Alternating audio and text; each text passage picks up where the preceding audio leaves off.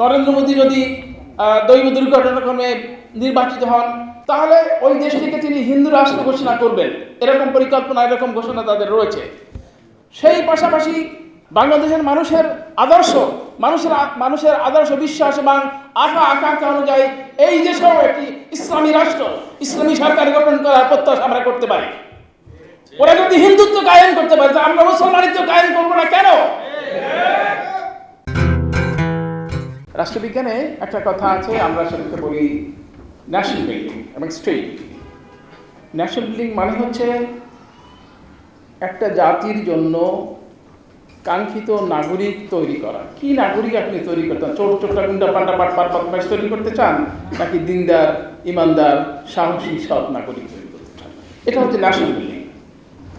আর state building হচ্ছে দালান কোঠা, রাস্তাঘাট, ব্রিজ ইত্যাদি তৈরি করা। তো আগে আপনাকে ন্যাশনাল বিষয়টা বুঝতে হবে, কথা খুব সংক্ষেপে বলতে হবে। এখানে বলা হচ্ছে বিজাতীয় কথা লক্ষ্য করেন, বিজাতীয়। তো জাতীয় কোনটি সেটাকে আমাদের বুঝতে হবে। জাতি হিসাবে এই বাংলাদেশের 55,126 বর্গ মাইলের মধ্যে যে কোটি কোটি মানুষ বসবাস করে, তারা একটি জাতি। তারা এই জাতিত্ব অর্জন করেছে সংগ্রাম, হাজার বছরের সংগ্রাম আন্দোলনের মধ্য দিয়ে। এবং এই জাতির কি স্বাতন্ত্র্য, এই জাতির একটি ইমান, একটি বিশ্বাস, একটি অন্যরকম পরিচয় আছে, সেটি হচ্ছে ইমানদার মুসলমান। এদেশের মানুষ 90% মুসলমান। আর ওই দেশে যাদের কথা বলা হচ্ছে আমাদের প্রতিবেশী, সেখানে 80% হচ্ছে হিন্দু, 80% হচ্ছে হিন্দু।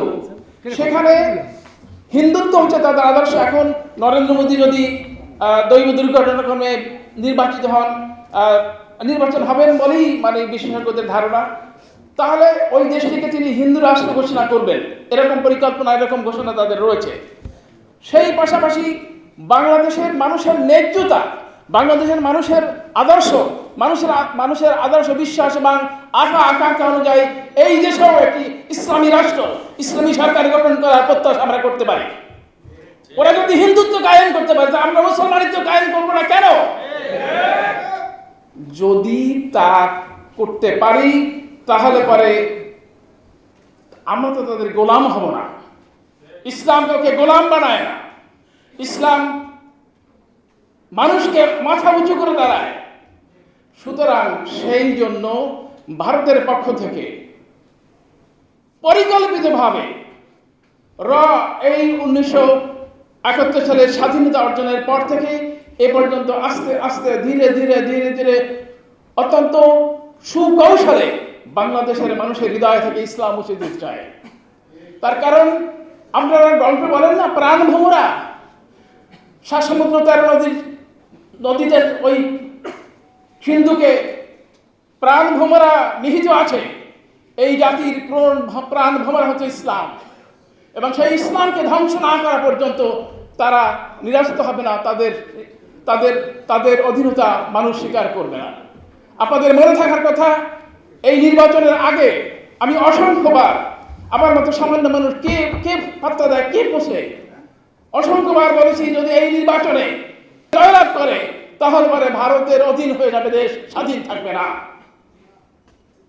আপনারা এর আগেও আমি বলেছি, আপনারা দেখে রাখবেন, আগামী বছর 2025 সালে একটি চুক্তি হবে ব্যবসা বাণিজ্য ইত্যাদির ক্ষেত্রে। 2030 সালে আরেকটি চুক্তি হবে, যেভাবে সিকিম ভারতের অধীন হয়েছে, এখানে লেনদেন আছে, এবং এরা যদি থাকে আমাদের এই আজকে যে অধিকার পাচ্ছেন, এই যে আপনি কথা বলার অধিকার পাচ্ছেন, এই যে আমি কথা বলতেছি, এই কথা 2025 সালের পরে থাকবে না। মনে রাখবেন, আমি হয়তো বেঁচে থাকবেন, আমার বয়স 70 বছর, কিন্তু আপনারা বেঁচে থাকবেন যারা যদি দেশকে স্বাধীন করতে চান, তাহলে পরে আপনাদেরকে ওই যে প্রফেসর সাহেব স্বল্পমেয়াদী এবং দীর্ঘমেয়াদী পরিকল্পনার কথা বলেছেন। একটা পরিকল্পনা হলো নিজেরা বেসরকারিভাবে নিজের সন্তানকে নিজেরা মানুষ করা, অর্থাৎ মসজিদ ভিত্তিক শিক্ষা ব্যবস্থা কায়েম করা। মসজিদ ভিত্তিক শিক্ষা ব্যবস্থা কায়েম করা, মসজিদ ভিত্তিক শিক্ষা ব্যবস্থা। এখন বাংলাদেশে এটা সহজ, প্রায় দেশের সমগ্র মসজিদই এই আলেম ওলামারা এই কোরআন শরীফ শিখায়, সূরা কেরাত শেখায়, এটাকে জোরদার করা। এটা আপনাদের হাতের মধ্যে আছে, আপনারা করতে পারেন। 1 নম্বর।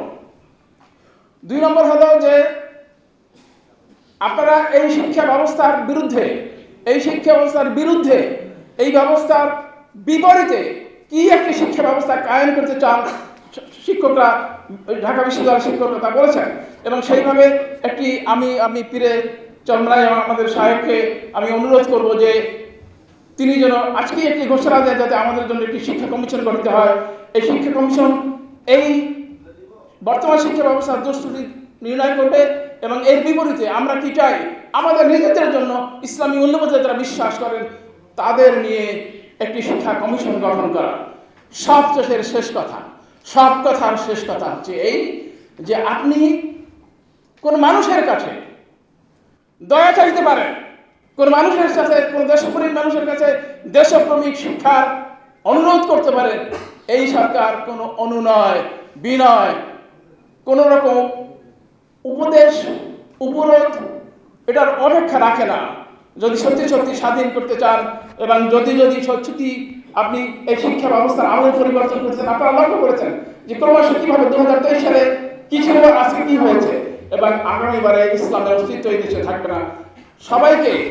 সবাইকে আত্মত্যাগ করার জন্য, সবাইকে রক্ত দিয়ে এই সরকারকে উৎখাত করার জন্য চেষ্টা করতে হবে, এবং তা না করা পর্যন্ত আপনাদের স্বাধীনতা, আপনার সম্মান, আপনার মর্যাদা, আপনার ইজ্জত, আপনার সম্পত্তি কোনো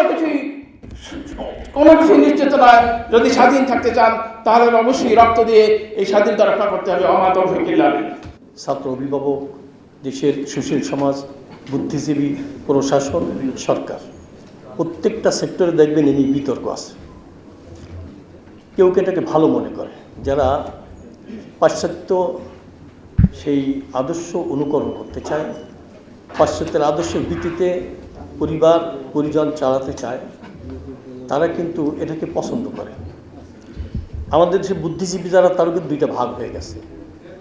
কেউ আছে দেশের মানুষকে আলোর পথ দেখাতে চায়, সুন্দর পথ দেখাতে চায়, জাতির কল্যাণ কামনা করে, দেশকে ভালোবাসে। আর কিছু বুদ্ধিজীবী আমাদের দেশে আছে, দেখবেন তাদের কিন্তু মাঝে মধ্যে টকশোতেও দেখা যায়। দেখবেন ইসলামের বিরুদ্ধে কিছু যদি হয় তখন কিন্তু তারা সুযোগ পায়, চুপ থাকে। ইসলামের কোনো উন্নতি, ইসলামের পক্ষে শক্তি যদি উদ্যোগতি দেখে, ইসলামের পক্ষে ভোট বাড়তে থাকে, ওরা এর মধ্যে অশনি সংকেত দেখতে পায়। এই জন্যে ওরা কিন্তু দেশের জন্য সবচেয়ে বড় গজব। এরা চেষ্টা করে তাদের কিছু ওই বুদ্ধি বেচাকেনা করে জীবিকা উপার্জন করতো, এই জীবিকার পরিমাণ বাড়ানোর জন্যেই সবসময় কিন্তু ইসলামের বিরুদ্ধে তারা অবস্থান নেয়। সবচেয়ে বড় গজব হলো এদেশের শিক্ষা ব্যবস্থাকে তারা যেভাবে সাজানোর চেষ্টা করেছে, বিদেশিদের ইশারায় তারা বাস্তব পদক্ষেপ নিয়েছে, কেউ প্রত্যক্ষ কেউ পরোক্ষভাবে।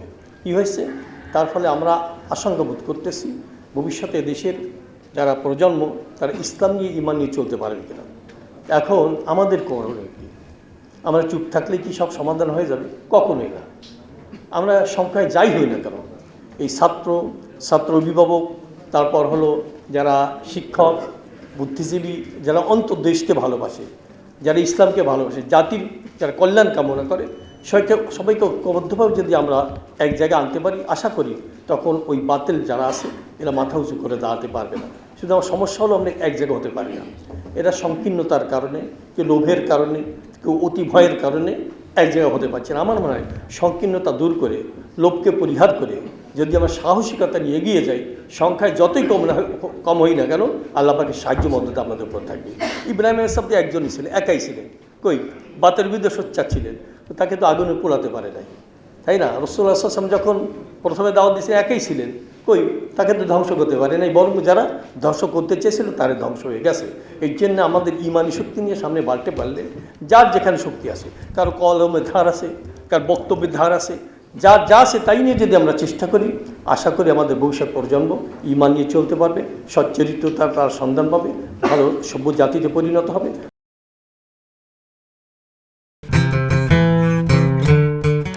নিঃসন্দেহে আমরা বাক ব্যক্তি সংবাদপত্রের স্বাধীনতায় বিশ্বাসী। সংবাদপত্রের বিকাশ হয়েছে সাংঘাতিকভাবে। বাংলাদেশের সংবাদপত্র জগৎ অত্যন্ত শক্তিশালী হয়েছে, সুদূর বৃত্তির উপর দাঁড়িয়েছে।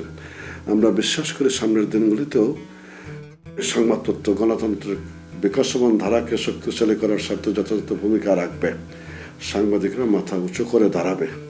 সংবাদ পত্র আরও শক্তিশালী হবে, মিডিয়া একটা পাওয়ার হিসাবে দাঁড়াবে, সেটা প্রত্যাশা ব্যক্ত করি। যাত্রা শুভ হোক, সেটুকুই চাই।